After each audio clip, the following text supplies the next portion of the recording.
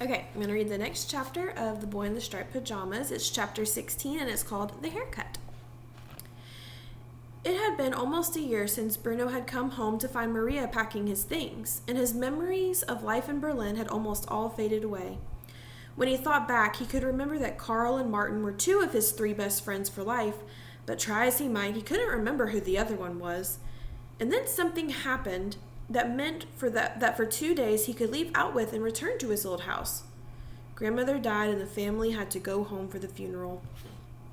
While he was there, Bruno realized he wasn't quite as small as he had been when he left because he could see over things that he couldn't see over before. And when they stayed in their old house, he could look through the window on the top floor and see across Berlin without having to stand on his tiptoes. Bruno hadn't seen his grandmother since leaving Berlin, but he had thought about her every day. The things he remembered most about her were the productions that he and Gretel performed at Christmas and birthdays, and how she always had the perfect costume to suit whatever role he played.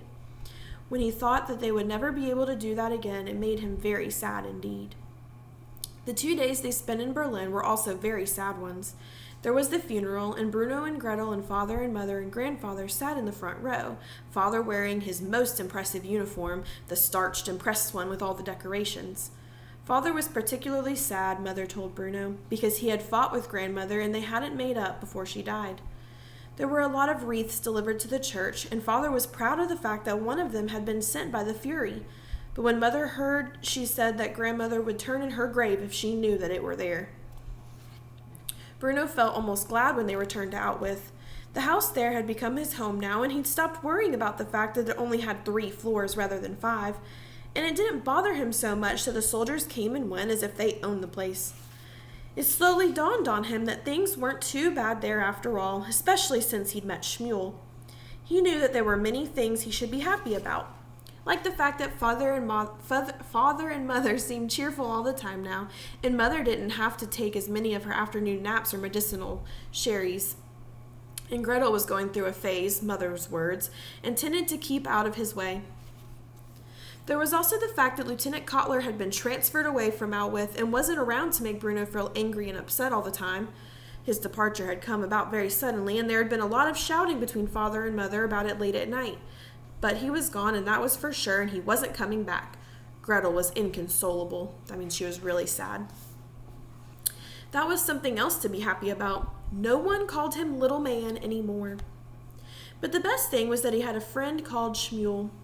He enjoyed walking along the fence every afternoon and was pleased to see that his friend seemed a lot happier these days, and his eyes didn't seem so sunken, although his body was still ridiculously skinny and his face unpleasantly gray. One day, while sitting opposite him at their usual place, Bruno remarked, "This is the strangest friendship I've ever had." "Why?" asked Shmuel. "Because every other boy I've been friends with has been someone that I've been able to play with," he replied. "And we never get to play together. All we do is sit here and talk." "I like sitting here and talking," said Shmuel. "Well, I do too, of course," said Bruno, "but it's a pity we can't do something more exciting from time to time.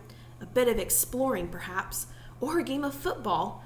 We've never even seen each other without all this wire fencing in the way." Bruno often made comments like this because he wanted to pretend that the incident a few months earlier when he had denied his friendship with Shmuel had never taken place.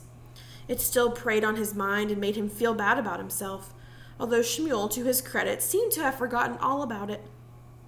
"Maybe someday we will," said Shmuel, "if they ever let us out." Bruno started to think more and more about the 2 sides of the fence and the reason it was there in the first place.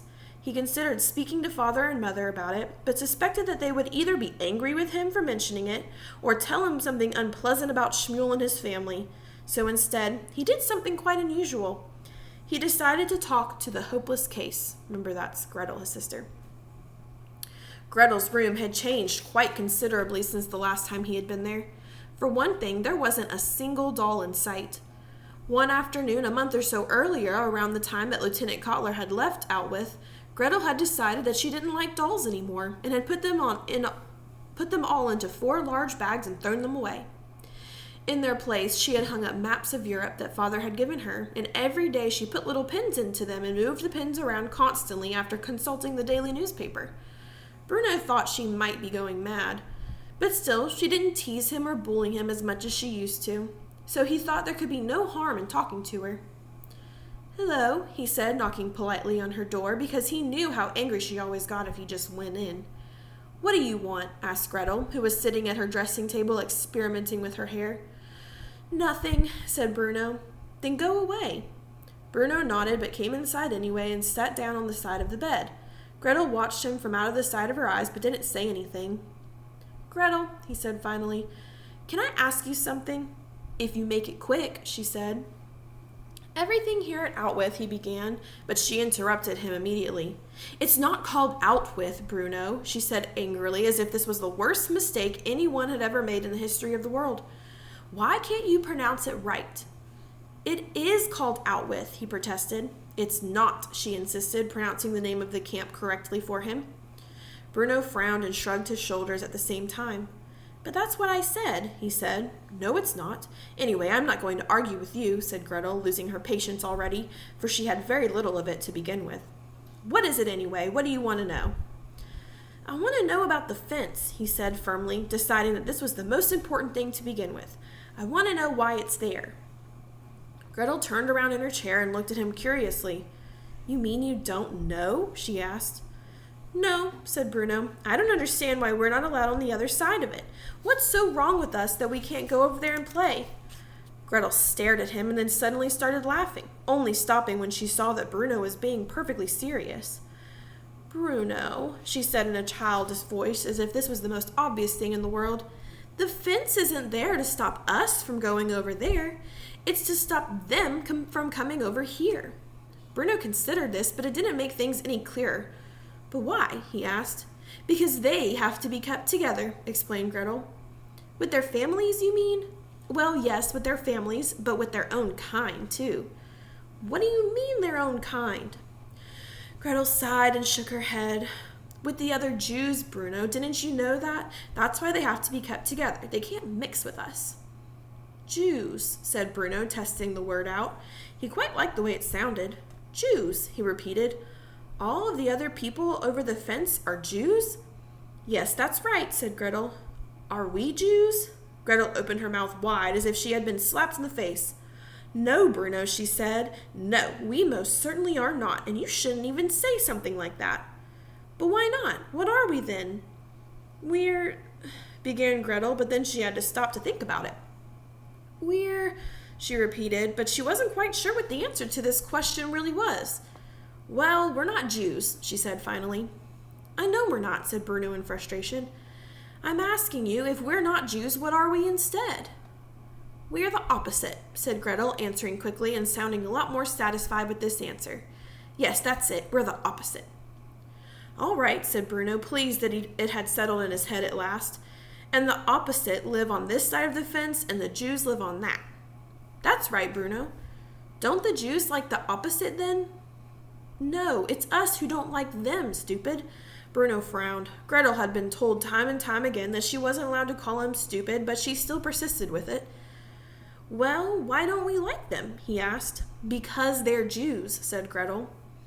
"I see. And the opposite and the Jews don't get along?" "No, Bruno," said Gretel, but she said this slowly because she had discovered something unusual in her hair and was examining it carefully. "Well, can't someone just get them together and—" Bruno was interrupted by the sound of Gretel breaking into a piercing scream, one that woke Mother up from their afternoon nap and brought her running into the bedroom to find out which of her children had murdered the other one. While experimenting with her hair, Gretel had found a tiny egg, no bigger than the top of a pin. She showed it to Mother, who looked through her hair, pulling strands of it apart quickly before marching over to Bruno and doing the same thing to him. "Oh, I don't believe it," said Mother angrily. "I knew something like this would happen in a place like this." It turned out that both Gretel and Bruno had lice in their hair, and Gretel had to be treated with a special shampoo that smelled horrible, and afterwards she sat in her room for hours on end, crying her eyes out. Bruno had the shampoo as well, but then Father decided that the best thing was for him to start afresh, and he got a razor and shaved all Bruno's hair off, which made Bruno cry. It didn't take long, and he hated seeing all of his hair float down from his head and land on the floor at his feet, but Father said it had to be done. Afterward, Bruno looked at himself in the bathroom mirror and he felt sick. His entire head looked misshapen now that he was bald, and his eyes looked too big for his face. He was almost scared of his own reflection. "Don't worry," Father reassured him. "It'll grow back. It only takes a few weeks." "It's the filth around here that did it," said Mother. "If some people could only see the effect this place is having on us all." When he saw himself in the mirror, Bruno couldn't think but how much like Shmuel he looked now, and he wondered whether all the people on that side of the fence had lice as well, and that was why all their heads were shaved too. When he saw his friend the next day, Shmuel started to laugh at Bruno's appearance, which didn't do a lot for his dwindling self-confidence. "I look just like you now," said Bruno sadly, as if this was all a terrible thing to admit. "Only fatter," admitted Shmuel. That's the end of that chapter. I'll hopefully post another chapter on Monday or Tuesday next week, so I'll see y'all later.